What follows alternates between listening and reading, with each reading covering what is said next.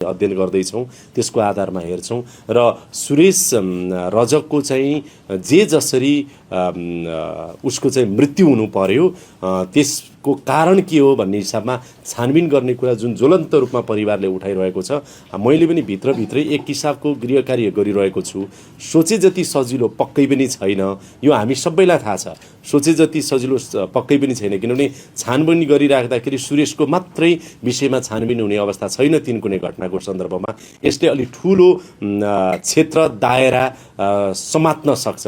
त्यस हिसाबले गर्दाखेरि यसका कठिनाइहरू के छन्, सम्भावनाहरू के छन्, त्यो पनि हामी हेर्नेछौँ र त्यही रूपमा चाहिँ यसलाई अगाडि बढाउनेछौँ। तर मेरो प्रयत्न के रहन्छ भने एउटा पत्रकार साथी काम गर्दा गर्दै यसरी उसले मर्नु पर्यो र कलिलो उमेरमा नै उसले मर्नु पर्यो र परिवारले एउटा छोरा गुमायो, कसैले श्रीमान गुमायो, कसैले आफन्त गुमायो। हामीले एउटा सहयात्री सहकर्मी गुमाएका छौँ। त्यसैले भोलिको दिनमा यस्तो अवस्था हामी जसलाई पनि आउन सक्छ भनेपछि सुरेशको पक्षमा यतिखेर हामी सबैको साथको जरुरी छ र तपाईँहरूको ऊर्जाको जरुरी छ। त्यो सकारात्मक साथको चाहिँ नि हामीले अपेक्षा गरेका छौँ र आगामी दिनमा पनि म मन्त्री हुँदा पनि नहुँदा पनि सुरेश रजकको हकमा, उसले न्याय पाउने हकमा र परिवारले पनि न्याय पाउने हकमा मन्त्रीको रूपमा र व्यक्तिगत रूपमा म सधैँभरि साथमा रहनेछु। म